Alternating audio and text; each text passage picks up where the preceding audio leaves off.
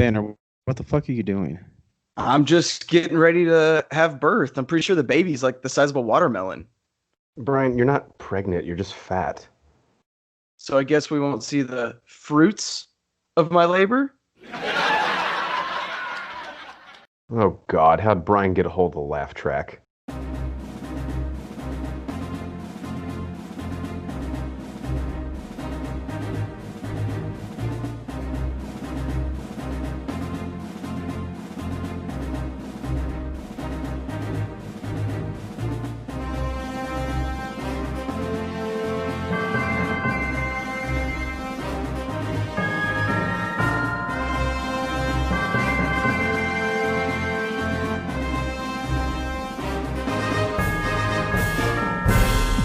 Welcome in to the Bro 4 Squad podcast. We're just a bunch of bros drinking beer and watching TV and movies. I'm your host, the Mayor Jeff Hornacek, and this is our review of WandaVision Episode 3. Joining me, we have the American hero Nate Thurmond and the mad scientist Brian Banner to review this episode as we do all of our TV episodes on the 4 Bro 4 Squad criteria: the acting, the story, our favorite scene, and then my favorite part, theories and questions going forward. So we'll toss it to the American hero Nate Thurmond first. Nate, this is week 2 of WandaVision, even though it's the 3rd episode, and we continue to get sort of a dual performance from, I think, all the actors, where it's partially a tongue-in-cheek yet also true to the era sitcom, and then a little bit of subtext of what's actually happening in the show. So who stood out to you, positive or negative, as far as acting?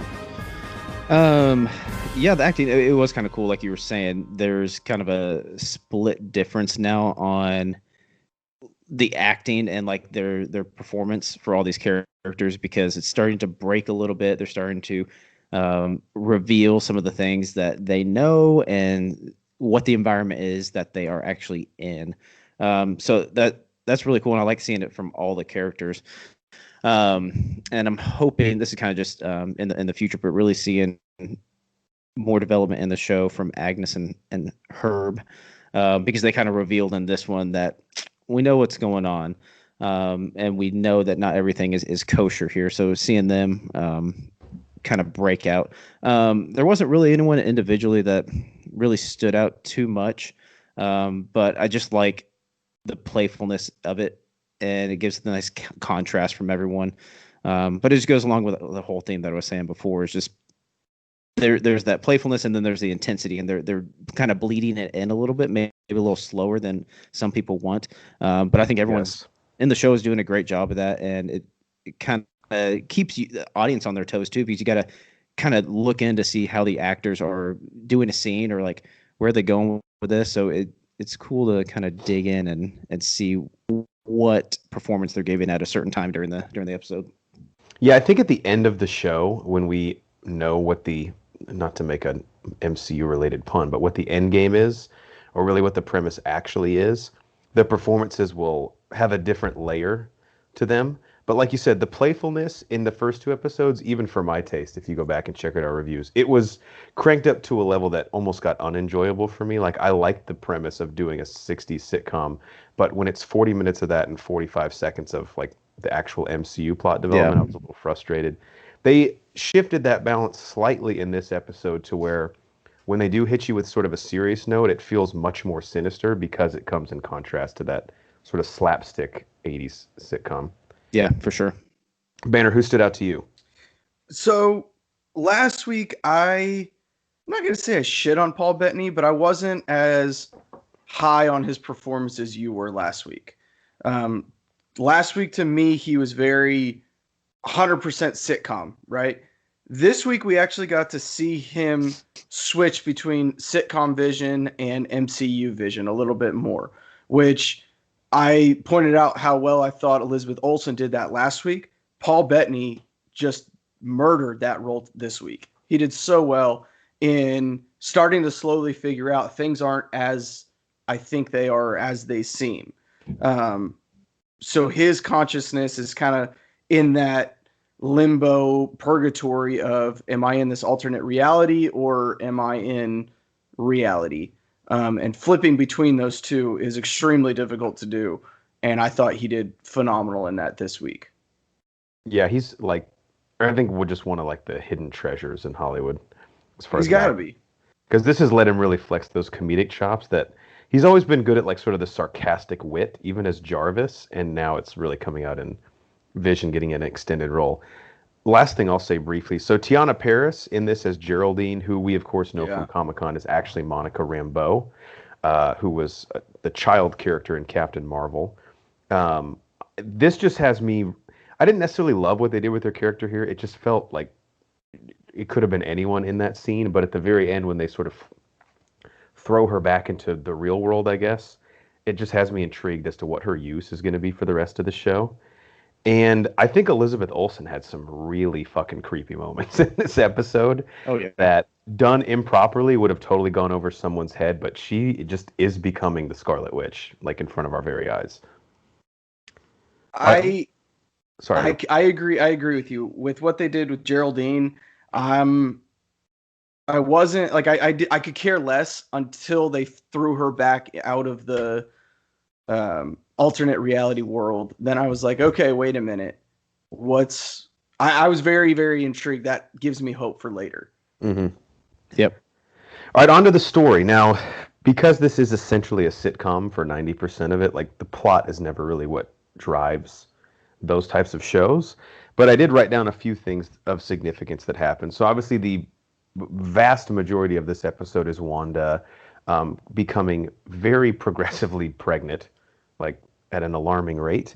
And then giving birth to twins, which we're assuming Banner are Speed and Wiccan from the Marvel Universe. Yep. One thing we also see is reality is starting to become more and more blurred, and even some of the characters in the show are becoming self-aware that the life that they're living is not, in fact, to be taken at face value. And I just thought it was interesting, too, playing into that, is the Agnes and Herb conversation and everything with him, like, sawing into the brick brick. wall. Yeah. Which hell of a hacksaw that he has there. So again, the story really, Wanda's birth and pregnancy is kind of the main plot point here, but there were some other sort of minor threads that got pulled on towards the end that really, I think, set up the rest of the season and especially episode 4. So, Brian, what do you think of the story? So this episode in general, it just fucked me up because the lines were so blurred between what I'm calling sitcom WandaVision and MCU WandaVision. I think that they're two clear, distinct times, and they were weaving in and out of that lane every other scene for me, and it was really, really confusing. But with that being said, I was having a blast. Like you said, the performances and the way that they are showing us how Scarlet Witch is developing into the Scarlet Witch that we all know right before our eyes has been very, very. I think there's going to be a big payoff at the end of this season with her. Yes, I agree. And it was this was the first time where I felt like they were actually, and by this the first time, fuck, we're only 3 episodes in. I realized, like, oh, whoa, you've been waiting a long time, haven't you? But where I felt like they actually used the facade of the sitcom world to sort of further the plot. Like, to me, it's almost like, and obviously I don't know where it's going in the end, but it feels like Inception a little bit, where some people are self-aware of what's happening, others aren't, and that is sort of right now what the mystery is. It's like, what actually is this thing? Because some people seem to know and others have no idea. What did you think, Nate? Yeah, it was great. I know Banner was saying it was kind of confusing as fuck, going back and forth in between what was being personified in the scene, if it was the sitcom world or the MCU world. I actually liked it. It was cool, and it gave me hope for where it's going. And like you had mentioned, like in these sitcom worlds, you don't see like plots driven forward or anything, or that's not like the main point of these shows. So mixing that stuff in was awesome, and obviously showing the control that that Wanda has over the whole environment now, because she's going through labor, getting the contractions. Now the lights go out, her water breaks, it starts raining, everything, and you start to see that crack in the foundation. And then the big one, when she literally alters the timeline in there to prevent Vision from saying something she does not want to hear at the time. Right. When she's sitting on the Did couch. anybody else think like their I stream of it rewound. fucked up? I rewound. And went Yeah, back. I was like, I was like, wait a minute, what just happened? Like I missed something. Yeah. Well, I think go ahead. Well, the one thing that has been established to that point is even in the first two episodes, even though Wanda appears to be less aware of what this reality is from some of the other characters, if she doesn't want something to happen, it doesn't happen. Exactly. Right? Like I believe it was episode 2 where she saw the beekeeper with the sword logo on his outfit and she just literally said no. No. And they rewound and that was no longer the case. And like Nate said, same thing with Vision. It's kind of like how our wives in real life, you know what I'm saying? Not gonna happen. But it was on full display here. Well, maybe not full display, but Agnes being more self-aware and Herb seemingly knowing a little bit more what's going on. I don't know if they're scared to cross Wanda or what the issue is. And there's a few things regarding those two that I'm going to be bringing up in questions and theories. But the last thing, like you guys were speaking on briefly with Geraldine's introduction, I don't know if it's going to be a plot device later on, but it felt kind of sloppy. I know it was kind of like candy for the audience with the sword on the necklace, I believe is what it was.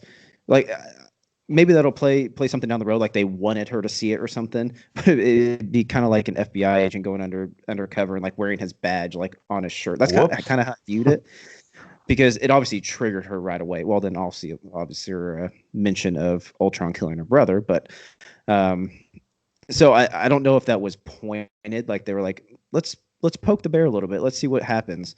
So at face value, it looks sloppy, but I think, and I'm hoping that it has some plot devices down the line. Yeah, and then seemingly, even though I guess we see her fly out, but Wanda no longer wanted her to be a part of this world after she had seen that emblem, and case in point, she booted her out of the reality. Mm-hmm. All right, on to best scene. I mean, this episode was really one scene, right? Wanda giving birth.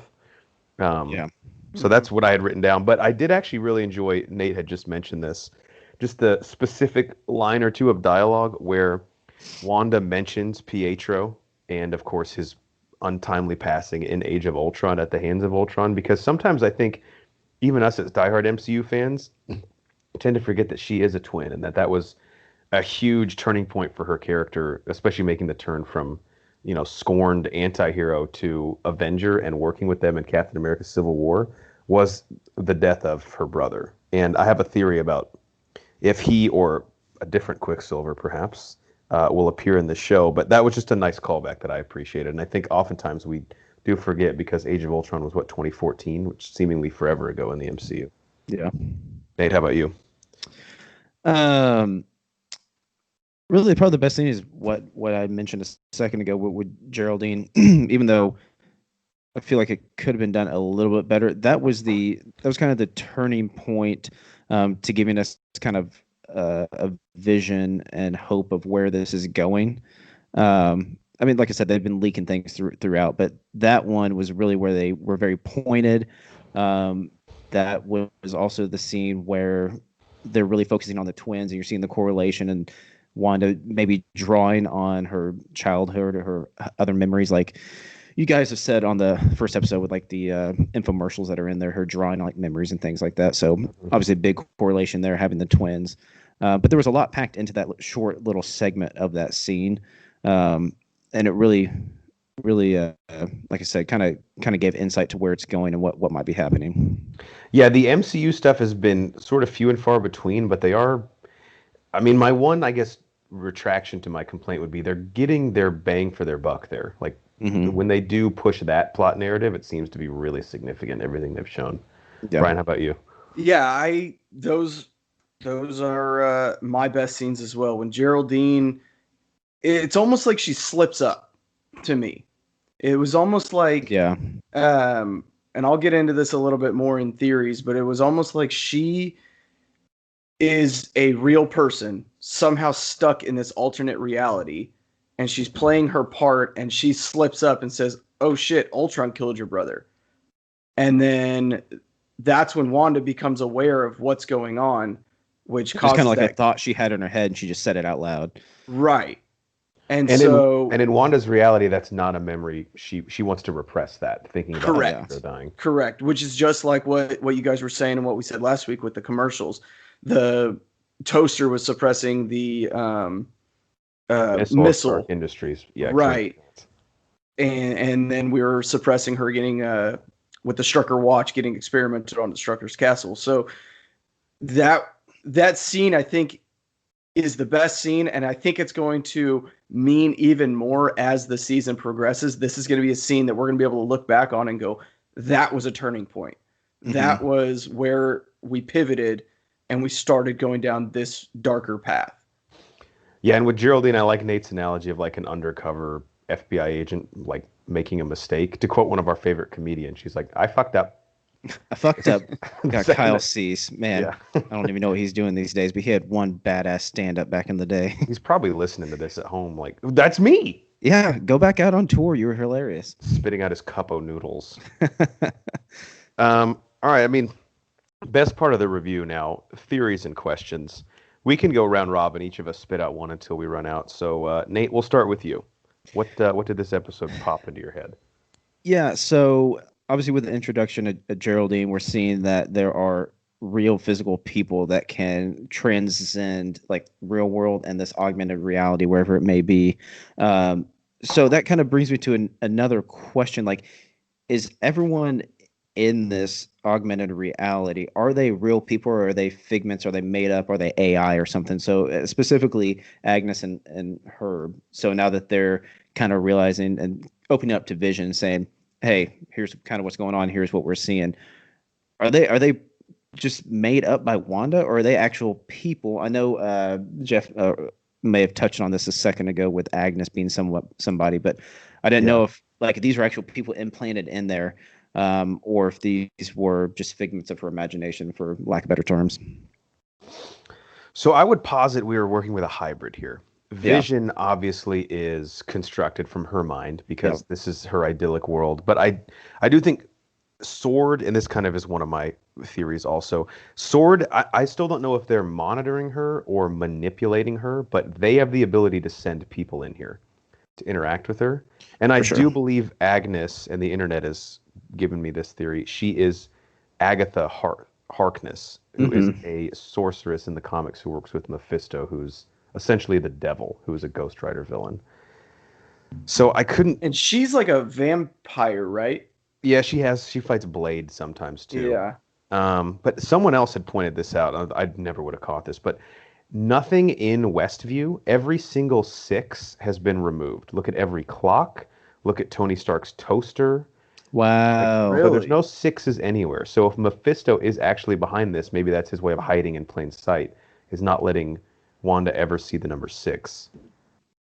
I don't know. That is very interesting. But yeah, I kind of agree. I think maybe a hybrid. Like there are some real physical people on there, but her consciousness has kind of filled in with like the background people of the town and things like that.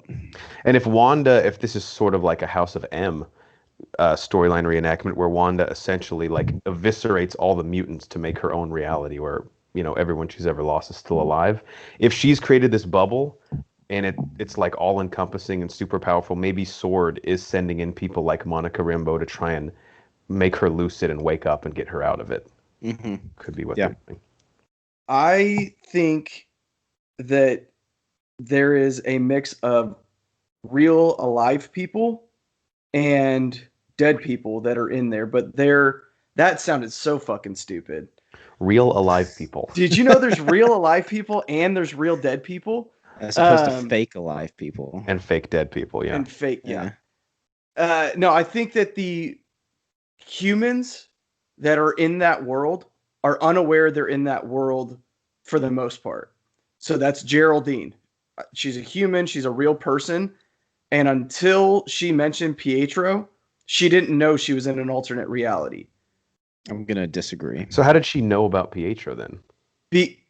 So she's almost in like a coma. She knows because she's part of Sword. Okay. Subconsciously, yes. And that was what made her kind of spit that out, because whenever we see her land out of that bubble thing, how confused does she look when Sword shows up? But she was physically in that world. She was physically thrown out. Yeah. So I don't know how her conscious could Okay, just well be in there. let's focus on Agnes and Herb here, okay? That's fine. We can do that too. We're not focusing on her. They both know something, right? Yeah. Yes. Correct. Okay. Well, if Agnes is a vampire or works with Mephisto, the devil, good possibility she's actually dead, right? Could be, I guess. Yeah, I mean, I don't think in the MCU the Mephisto is considered dead. He would be like Dormammu or Surtur, where it's like he rules the underworld, but it's like his job, you know? Yeah. Could 9 Herb to also 5. be dead? Obviously, we know Vision is dead. Yeah. So are all these other characters? I don't know. I've got nothing. No, I mean, nothing. That's fine. We That's only what this have- is here to hash things out. yeah. So I have a question. We know that Elizabeth Olsen is in London right now filming Doctor Strange in the Multiverse of Madness. And I still would bet my life that Doctor Strange shows up in this show, played by Benedict Cumberbatch. But we have to ask now, knowing what Wanda went through at the end of Infinity War, and in Endgame, she's fucking pissed off as well. Is she making the turn to villain? And is she essentially the villain in this show and will be in the Doctor Strange sequel? That's a great one. And yeah, depending on kind of Sword's relationship in this whole thing, if they're kind of monitoring her or experimenting with her, I think that's going to be a huge catalyst, whether or not she kind of turns villain or not, just depending on the outside forces that are affecting whatever we're seeing right now in this augmented reality. So if it's herself doing this, then maybe not. But yeah, if there's some outside forces like Sword kind of forcing her into this and making her relive some of these bad memories, I could definitely see that being like a turning point and triggering her into a villain. I could see her wanting to create this idyllic world, and then when Sword is the one that says, yeah, this isn't real, she gets really pissed off. Yeah. At them. Yep. Yeah, she's lost the one person she loves, and now she's gonna flip it. Seen that story told time and time again. Yes, we have. Bitches be crazy. Banner, I have one thing for you, and this was a theory I saw on the internet. I don't think it's very likely, but because you're my Agents of S.H.I.E.L.D., bro, I have to throw this out there to you. So the book Vision is reading on pregnancy. Mm-hmm. Is there a chance that's the Darkhold?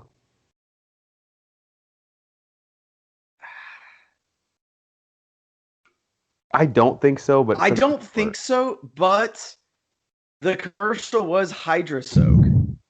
Yeah. Follow up question to that, since I'm not an agent of S.H.I.E.L.D.'s. Can you give me a elevator pitch on what that is? I'm sorry, we're talking like fucking nerds here. Yes. Oh, so no, there's probably plenty of people in the audience who know. I just don't. Yeah, the Darkhold is this book. So in Doctor Strange, he has like this book of spells that he learns. Yep. The Darkhold is just like the evil version of that a lot of like evil sorcerers have. Yep.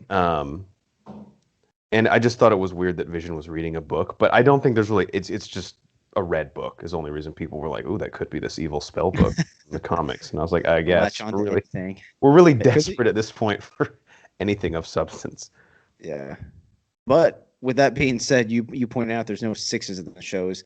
Yes. Makes you think and be like, details matter in this. So now when 4 drops, hell, I'll probably go back and watch 3. And then when 4 drops, I'll be very detail oriented and looking at everything in the background. Right. I'll probably miss some really obvious stuff doing that. I've spent many a night with Nate pausing the TV, looking for things in the background of shows, a la True Detective. It happens. What else you guys got? I don't know that this one will ever be proven, but I think Wanda either knows or did know or was about to find out that she was pregnant during Infinity War. At the very beginning, Can she get pregnant though from Vision? That's what I mean, she's obviously she can. She's got kids, right? I don't exactly remember in the comics how Wiccan and Speed are inseminated. That's a good question. I don't know either. I'm just going to assume that it's normal, like missionary style. Oh, I didn't mean the way they had sex. I meant not the position, like more the yeah. I don't know. I don't know either. What's the line from? Is it 21 Jump Street? Oh no, it's Knocked Up, where Jonah Hill's like, yeah, the girl's on top, she can't get pregnant. It's just gravity. Everyone knows that. Yeah, science. Come on, guys. But I think she either just found out and maybe just told Vision, Wow, during that trip in Scotland. That'd And be that's cool. just another thing that's fueling her anger and why she wants this perfect world. Yeah. Could be something that's driving it. Yeah, and I just don't have enough. And maybe info. we'll get like a flashback scene of her telling, like, did a live Vision in the MCU know she was going to have babies? Or is she even really pregnant and this is all just still part of her figment of her imagination? I don't fucking know. This is pregnancy brain. Yeah. It's a thing. Nate, what do you got? Oh, that's really it. I didn't have too much. Okay, I just have one more thing, really. So this is a bit of a stretch, but again, I'm connecting the future MCU dots. So we all know in Spider-Man 3, which is filming right now, Tobey Maguire and Andrew Garfield are coming back, reprising their role as Spider-Man from a different universe. The Doctor Strange sequel is called The Multiverse of Madness. Ryan Reynolds has teased that Deadpool will walk through a portal into the MCU at some point and make the comment like, finally, a competent company owns me. So the multiverse is essentially the start of Phase 4. Evan Peters, who played Quicksilver in 2 of the Fox X-Men movies, is cast in this show. We don't know what the role is. I am speculating that Wanda, again knowing her involvement in the Doctor Strange sequel, will try and bring back Pietro and will tear open the multiverse. And the Evan Peters Quicksilver from First Class and Dark Phoenix will show up, and he'll say, I am Pietro, I'm just not your Pietro. And this will basically set off the domino effect of the multiverse in Phase 4 of the MCU. So Evan Peters could just be playing a neighbor down the street. Again, he's an actor, so obviously could play anything. But I speculate he will play a version of Quicksilver from the Foxverse and will be the first character let in when Wanda rips open the multiverse. I think, yeah. I mean, I think that makes a lot of sense connecting the dots out there. If he's cast in that, because there's been some speculation of now that Pietro's been brought up in WandaVision, she's going to try and manipulate time or do whatever she can to try and bring him back. Right. So that may be an interesting way of doing it. I think it's pretty plausible too. Because again, you could cast. I mean, I know Evan Peters is a talented actor, but like if you want him to play Joe Bob down the street, just fucking get someone else. Don't get the guy who literally played her brother, but in a different universe. You know what I'm saying? Yeah. But maybe that's Marvel just flexing on Fox. Like, we're going to take your Quicksilver, and he's going to be neighbor number 3. Nah, I think there's something behind that one. I don't know if Aaron Taylor Johnson will show up too. He's always teased that he's coming back. For like 5 years, he's teased he was coming back. But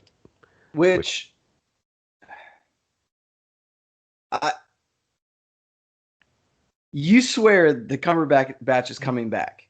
I would, if you said right now, we're going to kill you if you're wrong. Is Benedict Cumberbatch in this show? I'd be like, yeah, he's going to be in this show. And is that just you connecting the dots, or do you have some sort of source that is leading you to believe that?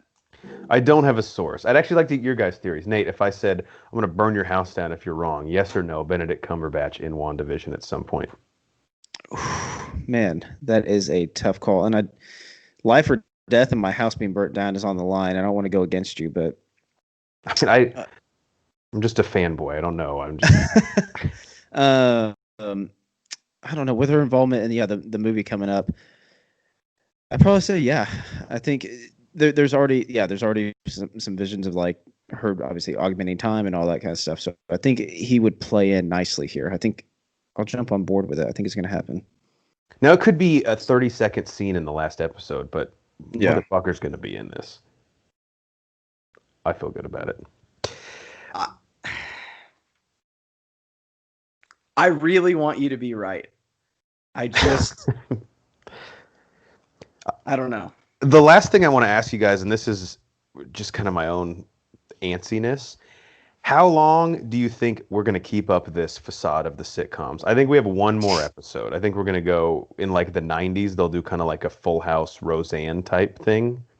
Like we've seen where they're dressing up for Halloween in the trailer. And then I think after this next episode, episode 4, I think the last 5 are just going to be current day MCU. So there's how many episodes is this season? There's 9 total. 9, I believe. 9. Man, I could see them. I could see them dragging this out for 6 or 7 episodes. I know, I could too. I'm just like wishful thinking. Which I mean, each episode I feel like has progressively gotten a little more into the MCU world, so they can gradually break it off, and it'll still be something that I'm going to be intrigued with and wanting to watch. But I could see, definitely go if there's 9, until the last 2 just being partly in that sitcom world. Yeah, I think we'll have 5 sitcom world, 4 not sitcom world. interesting. Okay. But with those moving forward with next week and the following week, I think by that last week it'll be half the show, like almost split, half the show MCU, half the show sitcom.